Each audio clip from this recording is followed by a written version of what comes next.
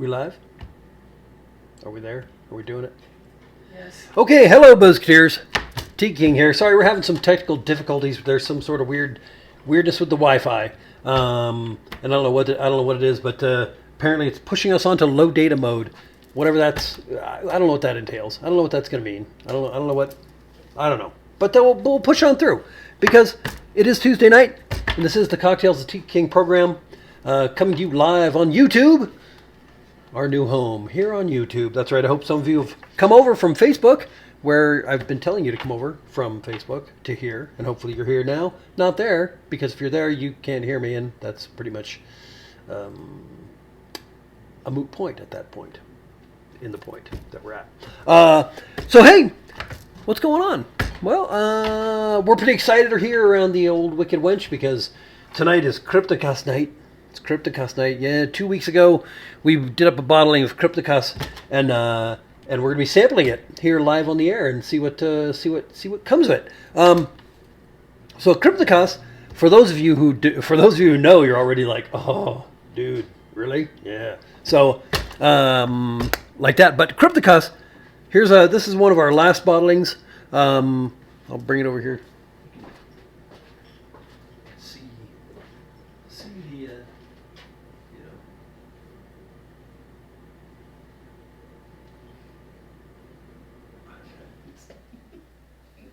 I don't know what the delay is, so I can't really watch.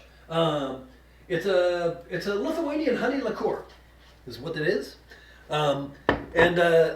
Basically, the way it works is you put together a mixture of honey and vanilla beans and all sorts of spices and citrus rinds and ginger and all kinds. It's just all this really great stuff, and you simmer that for quite a while, and then you add that to some neutral grain spirits.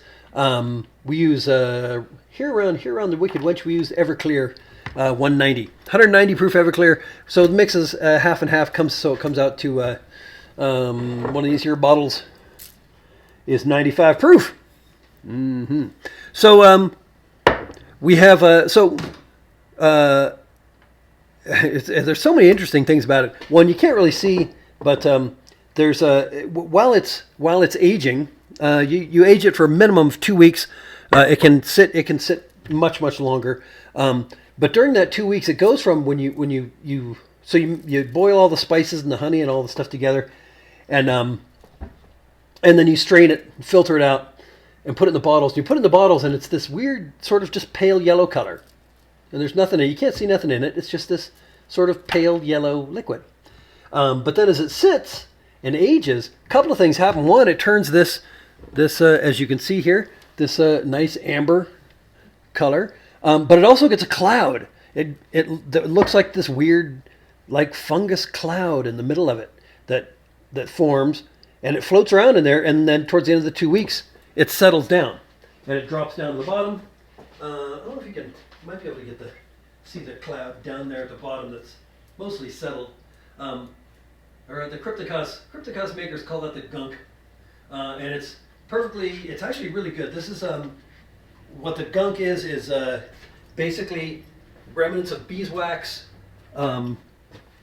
fruit pectins, some of the oils from the spices, a lot of different things that all sort of mix in. Like I said, it's really interesting because about halfway through, there's this cloud, looks like some kind of a weird brain just sort of hovering in the middle of the bottle, and then it dissipates to the bottom. And some people, they'll shake it up before they drink it, so that it's kind of homogenized and it turns sort of opaque. Other people like to be very careful and pour it off and just get the amber liquid. But so tonight we're going to be trying the batch that we put up 2 weeks ago, which I have right here in this here bottle. Yeah, that's the bottle that the Everclear came in. We had extra, so I poured that in there. Which I'm going to give this a good shake. See, look at that. It turns like milky. Yeah. But some people will like pour it off until they end up with just the gunk, as they say, and then use that and put it over like fruitcake. because it's basically just deliciousness and spices and all sorts of things. So we're going to take this. Different people have different ways of drinking Krupnikas. Some just drink it straight. Some people actually like to mix it with other things. I like to put a couple ice cubes in a small glass and just have it that way. Some people like it cold. Some people actually warm it up, which I've never done the warming it up thing, but I imagine it'd be good. I like a good hot toddy with like whiskey and lemon and stuff. And this definitely has a citrus component to it that.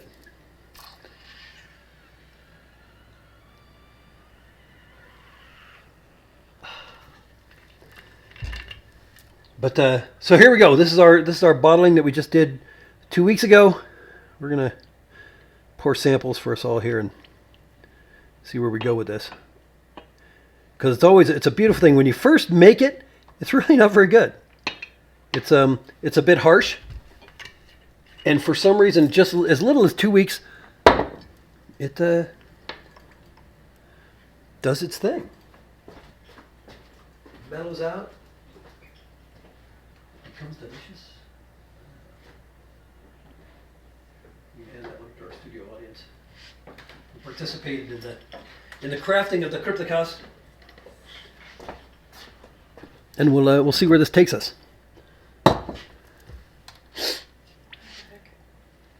What? There it is. Where is it? There it is. Where is it? Well, Sveikata. It's a Lithuanian to life.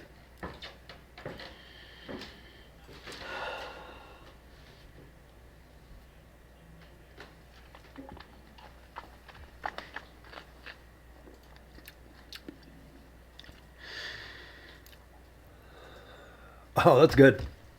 It's like I said, it's in my opinion, that is good stuff. Strong.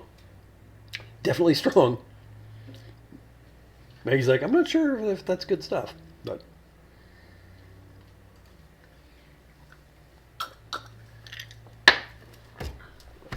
I don't know. I like it. I think it does. I think so. 2 weeks is minimum. We have so here's what we'll do. We'll do a taste test because we have this other bottling that we did at Christmas, right? So now that's 2 months old. So we'll say so minimum the 2 weeks, and we'll go to the 2 months and see where we're at with that. Because we have here a bottle. Just happens to be. We'll see what the difference is mellow-wise. Oh, you're still working on yours.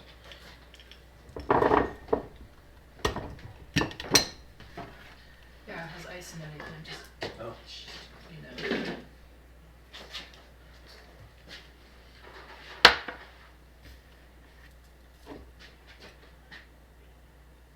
You said you hadn't had it hot, right?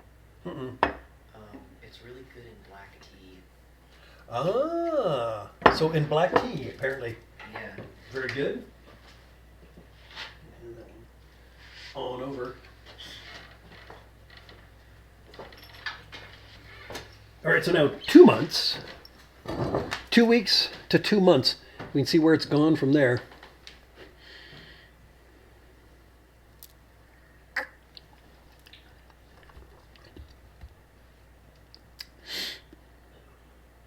Definitely smoother. Which is a weird thing because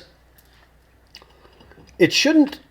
I mean, so those of you who don't know a lot about aging, when you're aging booze, generally the aging stops once you bottle it. If you bottle it, you're done. It doesn't age anymore. It just. But this, I don't know what it is, but it definitely goes. It's when you first bottle it, it's harsh.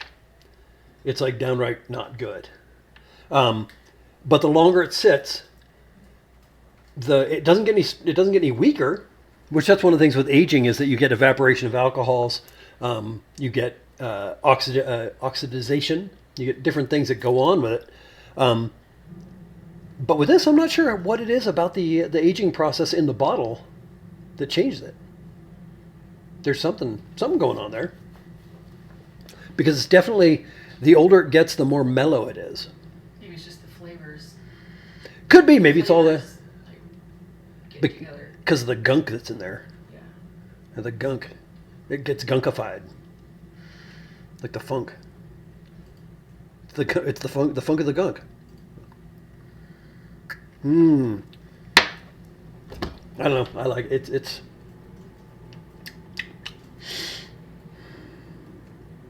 reminds me of the other time that I made Krupnikas. Remember that time 2 months ago? And every time I have some, I think, oh, maybe next time I'm going to add. Which this one, so I will say this batch had a tiny bit more ginger than the last batch. Maggie's on it. No, it just has a lot of cinnamon or something.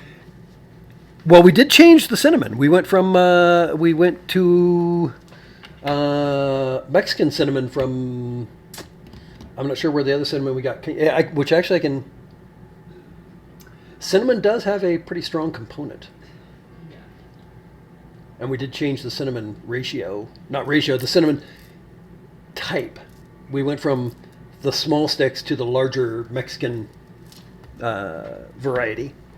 The vanilla beans were the same. That was pretty much the only thing that was different, I think, in this batch. But you're right, it is more cinnamony. But, you know, It's very forward, the cinnamon. very cinnamon forward. Yeah. Why, sir, your cinnamon is quite forward. Why, thank you for noticing. It's a strange beverage because it also there is no one recipe. So Krupnikas, Lithuanian. It's a Lithuanian thing. Families pass on their recipes. There's I think only like 2 commercial bottlers. I don't know about well. Is there even Lithuania anymore? I mean, I don't know. It's been part of Poland. It's been part of Russia. It's like, but yeah, there's not. You can't just like buy Krupnikas. You can't just it's not like rum or like there's Kahlua and then there's all sorts of different coffee liqueurs you can get that are sort of like Kahlua. Usually whenever there's any sort of like peach schnapps, you can get all sorts of different kinds. But as far as Krupnikas, there's really not much. There is Krupnik, which is the Polish version, and there's I found I think 2 different companies that make that, but you can't get it in the U.S. There's the brothers Vigle, I believe, on the East Coast, who make a commercial Krupnikas, but it only weighs in at 80 proof, from what I understand. And I don't know, the 95, it's that extra. But everybody has basically every sort of family has their own recipe. It's like it's its own thing. So I figure mine is we're every time we bottle it, we'll change things around. Maybe next bottling we'll use slightly different cinnamon, maybe a little bit less. I don't know. Still good though. I'm pretty happy with it. It's a Baltic cough syrup in some ways. But I do know that wherever I take it, people say, It's like the girl from it's a beverage version of the girl from Ipanema. And when they're drinking, each time they're drinking, they say, ah. But and I've done a few different cocktails with it. We did a show, gosh, it was like a year ago. 2 years ago? It was a while back. We did one, and we did the White Lithuanian, which was basically a White Russian where instead of vodka you use some Krupnikas. And it was good. It was interesting. It strangely enough reminded me of like a Mexican coffee which is you use Kahlua and tequila, but there's also you put in cinnamon and different spices and stuff. So maybe that's why. But yeah. So I mean, honey beverages. There's one that's similar called Bereniger, which is well, people compare it to Jägermeister, but it really isn't. But it is a spiced honey liqueur. And it's good stuff. I've had a few of those in my time. It's a lot sweeter than this. This is surprisingly not as sweet as you would think when you're making it, because it calls for a batch being 2 bottles. If you're making just a small batch, is a pound of honey. So, you'd think, wow, it's gonna be like super sweet, but it's surprisingly crisp for what's in it. But honey is the only sweetening agent, and then the rest is, like I said, there's vanilla, actual whole vanilla beans that have been cut and scraped. There's nutmeg. There's cinnamon. There's allspice berries. There's what else? Well, some secret ingredients that I can't divulge because part of the secret recipe. There's citrus rinds. There's orange and lemon rinds. There's, like I said, fresh ginger.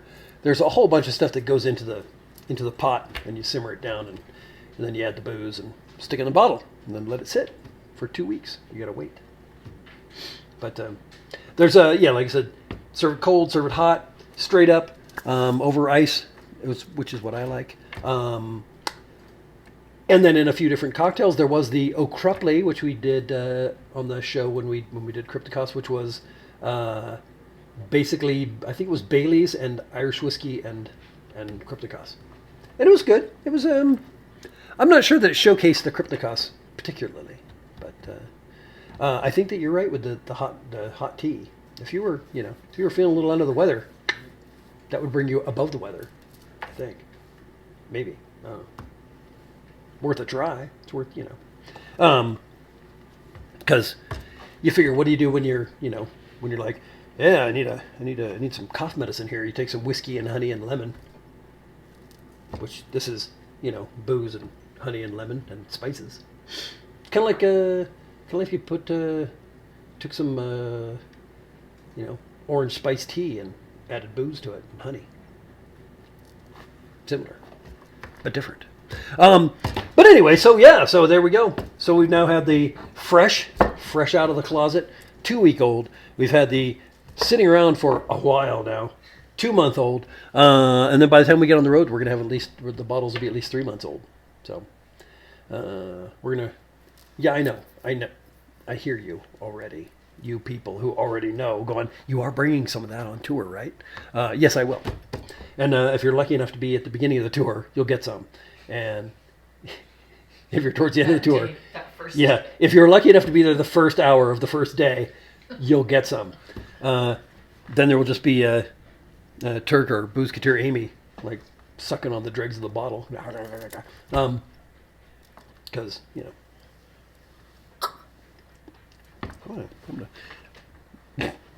why not?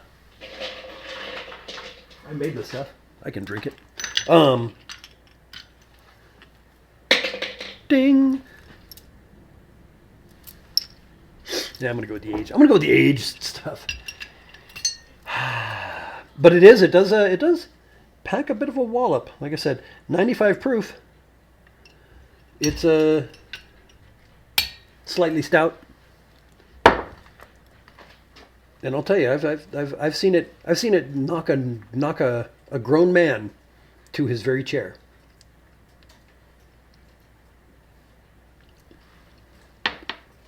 But honey liqueurs, they go back. There's a long and varied history with that sort of thing. Aside from, like I said, the Bereniger, which is a pretty, I would say, mainstream product, perhaps. But there's also mead, which is honey wine, which anyone who's drank a lot of mead can tell you. That also can pack a surprising destination, as it were.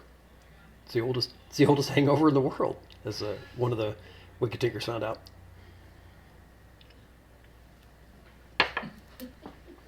No, what I'm wondering is if we mix this, like have some of this, and mix in a little bit of that ginger liqueur. That could be nutty. That could be good. That could be nutty. Yeah. We got some when we were up in McMinnville, and one of the booths says near us was selling a ginger liqueur that was really amazing. Well, it still is amazing. We auctioned off a bottle at Burns Night, and I don't know what it went for, but I was like, I might bid on that just because I want it back, because it was good stuff, crazy good. But it was, I mean, it was like boozy gin-gins, It was like, it's crazy good though. I was lucky enough when we were there that they were like, "Hey, do you want to try this?" I was like, "Of course I want to try that." Don't I look like a wicked tinker? Oh, but there's a booth there hawking mead and this ginger liqueur, and it was just we still have we have another bottle somewhere, which maybe we'll bust into that one of these nights. And that rat was the size of a cocker spaniel. We'll bust into that one of these nights and do it up and maybe make something out of it. We'll make something of it. How about that, you people, you? So there. That's I'm sorry, I didn't really have anything else. That was just we just figured we'd unveil the latest bottling of Krupnikas and see where it took us and see what the deal was, and I think we did. And I like the results personally. It's But I would be remiss if I didn't tell you people about giant canoes. Yes, giant canoes. They come to your house, but can you get rid of them? No. Those are available. Those and many other fine hits are available in the Motown section of this store. So they used to say at Tower Records. They didn't have those at Tower Records. I'm just saying that they would have said, those and many other great canoes are available in the canoe section of this store, if there was such a thing. What else? Oh, we don't have the, well, the banjo uke already sold. And we've had other people asking for them, saying, hey, when's the next one? Well, the next one is as soon as I can get around to getting it made, which hopefully will be before the tour starts, because otherwise things are then just, they go onto the back burner because we get busy. We're busy people. Hem us in. But giant canoes, those are all the rage. From I was talking to the cool kids, and they're all, hey, you got a giant canoe? I was like, well, I made giant canoes. And they're like, yeah, but do you have one? I said, yeah, I got one. And they're like, oh, cool. That and the banjo ukes and other fine products. Like I said, go to tikiking.net and check out all the fun that's out there. There's all kinds of good stuff. There's spears with skulls on them, or skulls with spears through them, depending on which way you're looking at it, I guess. And tiki necklaces and paintings and all kinds of fun stuff. tikiking.net, brought to you by the fine folks who brought you tikiking.com. Check it out. Go there, do things. Uh-oh. Are we experiencing something? I hear sounds. I mean, not right now. I mean, in general. I hear sounds. Check out the wickedtinkers.com. Not for any up-to-date news, because I haven't updated the calendar recently. I will. I'm going to do it. But we're coming up on Phoenix in 2 weeks. And then shortly after that, we'll be off to Calaveras County, home of the frog jumping. Home of the jumping frog contest. You Mark Twain fans know that it's one and it's not the other. And it's at that place. And it is actually at the home of the jumping frog contest. And you can go up there, get completely drunk, and fall in the swamp where the frogs come from. There's no frogs in there right now, but you can get in there and think about Mark Twain and like lay there in the mud thinking, letters from Satan, or whatever that book was called. What was that one that with about the letters from the earth? That was it. Letters from the earth. Letters from Satan. It was Satan writing letters from earth. But in Plymouth, that one Highland Games, that one time we found a frog in the toilet. We did. There was and we rescued it. There was a frog in the toilet. Yeah. I mean, I put it in there. So it wasn't that. No, I'm kidding. I didn't. I wouldn't do that. It was just a weird. It was like, why is there a frog in the toilet? My first thing was like, someone ate a frog. But then I thought, no, physics says no, because I don't think that would work. Water. Yeah. which also that explained the goldfish, but not the frog. But we rescued that frog and we set it free, and it didn't even thank us. Just looked at us, those big frog-like eyes, all amphibious, and it was all, I can live above or below water, you know. And I was like, yeah. And they're like, yeah, can you? And I was like, no. And they're like, yeah. So maybe you should shut your mouth. And I was like, dude, you know. But frogs, they can be kind of asinine sometimes. So I don't argue with them. They can change gender on a whim, as long as the overall population of frogs supports that sort of thing. So, anyhow, well, I'm Tiki King, and that's your biology lesson for today. Hope to see you guys all out there somewhere on the road. Not actually in the road, because if we see you, we're going to be driving and we might be going real fast. So we hope to see you hitchhiking, and we can stop and pick you up and like, hey man, you know, where are you going? And hopefully it'll get weird if all goes well. But until next week, I'm Tiki King, and you're the Boozeketeers, and this has been another episode of The Twilight Zone.